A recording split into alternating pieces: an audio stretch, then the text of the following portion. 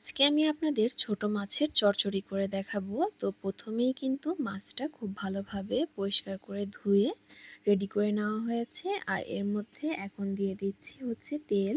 তেলটা দিয়ে দেওয়ার পরে আমি দিয়ে নিয়েছি হলুদের গুঁড়ো। আর এরপর আমি আরও মশলাগুলো দিয়ে নিচ্ছি। দিয়ে দিচ্ছি মরিচের গুঁড়ো আর লবণ।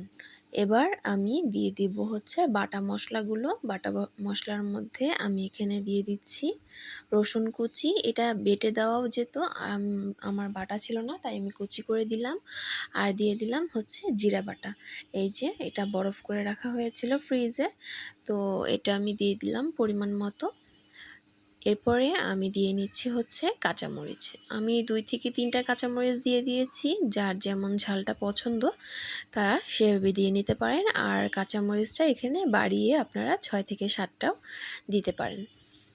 তো আমার কাঁচামরিচ দেওয়া হয়ে যাওয়ার পর খুব ভালোভাবে আমি মাছটাকে কিন্তু হাত দিয়ে মেখে নিলাম। এভাবে করেই আমি এই মাছটাকে বসিয়ে দেব। এটাকে আমি আলাদাভাবে তেলে ভাজবো না বা কিছু না। সব মশলা একবারে মাখিয়ে দেন আমি চুলাতে এটাকে দিয়ে দেব। এই যে এখন আমি চুলাতে দিয়ে দেওয়ার প্রস্তুতি নিচ্ছি। তো তার আগে আমি আসলে পেঁয়াজটা দিতে একদম ভুলে গিয়েছিলাম।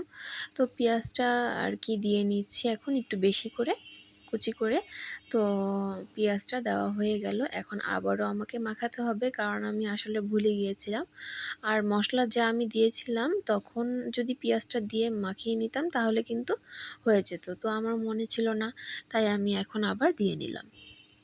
তো পেঁয়াজটা দেওয়ার পরে এখন খুব ভালোভাবে আবারও আমি মাখিয়ে নিলাম। এবার আমি চুলাতে আর কি দিব। তো চুলাতে দেওয়ার পরে এটা থেকে কিন্তু নিজে থেকেই একটু পানি বের হবে। তো ওই পানিতে কিছুক্ষণ কষানোর পর আপনাদের এক্সট্রা যদি পানি লাগে যে মাছটা সিদ্ধ হয়েছে কিনা বোঝার জন্য, তাহলে আবারও আপনারা একটু পানি দিয়ে তারপর এটাকে সিদ্ধ করে রান্না করে নিতে পারেন। তো এখন আমি হচ্ছে গিয়ে এটা একটু ভালোভাবে দেখছিলাম যে ঠিক আছে কিনা মাখানোটা। তো মাখানোটা একদম পারফেক্ট হয়েছে, কালারটাও সুন্দর এসেছে। তো আমি চুলাতে কিন্তু বসিয়ে দিয়েছি অলরেডি। চুলাতে বসানোর পর এটা হচ্ছিল।